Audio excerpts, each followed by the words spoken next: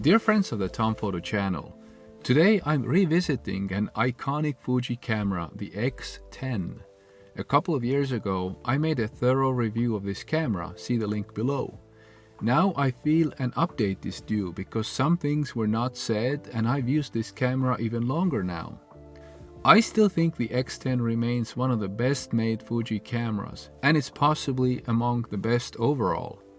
Very few cameras convey as much trust as the X10 because it is so thick and heavy. It is almost always cold when you pick it up. It feels like metal. At the same time, it's so small and resides in a retro-style leather case. The camera looks really fitting next to a hiking knife by a campfire with a tent in the background. The Unbreakable, with a ton of style. And this is where I'd like to pick up my today's story. I needed something sturdy and small to hang around my neck when I took the kids hiking by the beautiful Gauja River in northern Latvia. The weather was simply perfect. The leaves were exploding with fresh green color and air smelled like soil, water, tree bark, and wildflowers. The best smell I know. The perfect picture only mildly affected by the hordes of ants crawling around. It had been a while since I did serious shooting with the X10. It still felt as good as ever though. Flip open the case, pull off the lens cover, turn the lens to wake up the camera, and wait a bit for the camera to focus after pressing the shutter button halfway.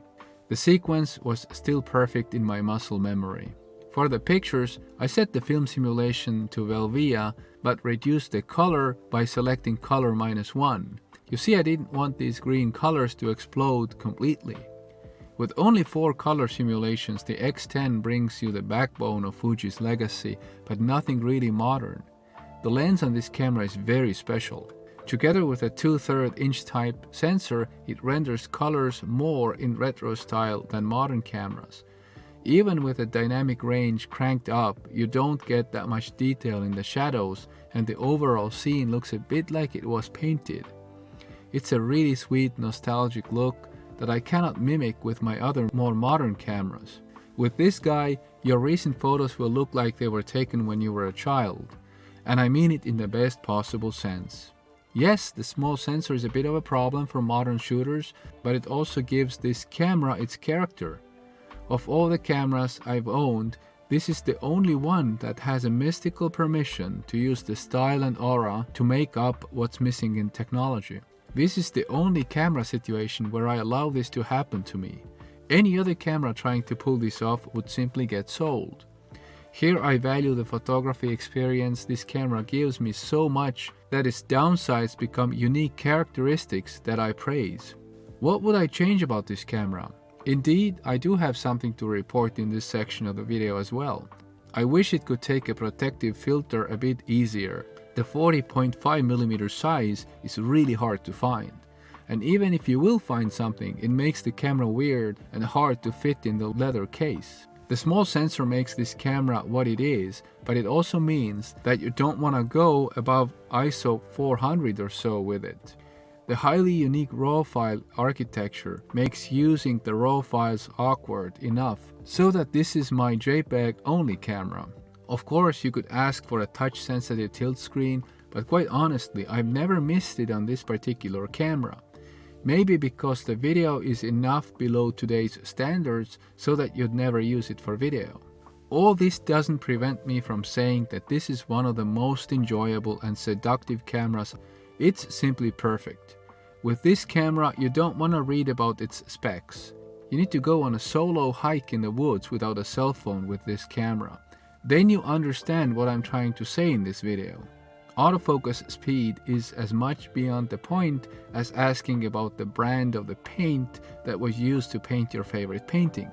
The X10 is holding its value unlike most cameras.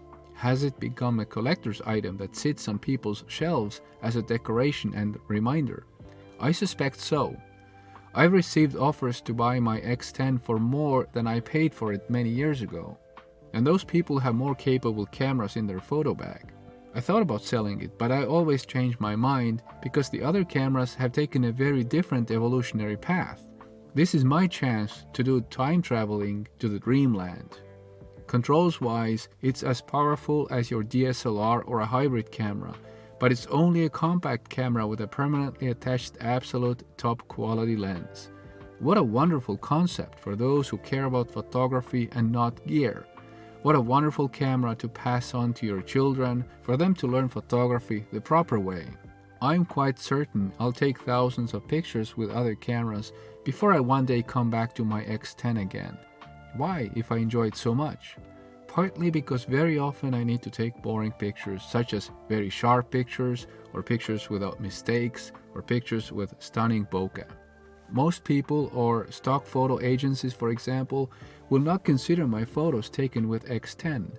They may not be happy with the sharpness, detail, or lighting. They may say these photos are not suitable for calendars, large prints, advertisements, or other things they need to produce to go on with their lives. Only the other die-hard X10 owners know that these people just don't get it. Have they ever been on solo hikes with the X10 being the only thing that has buttons and consumes battery power? They should try it. Thanks so much for watching. If you decide to support me, then subscribing to my channel or leaving a like is a great way to do so. Thank you so much for your time. As always, I enjoyed my time with you all very much.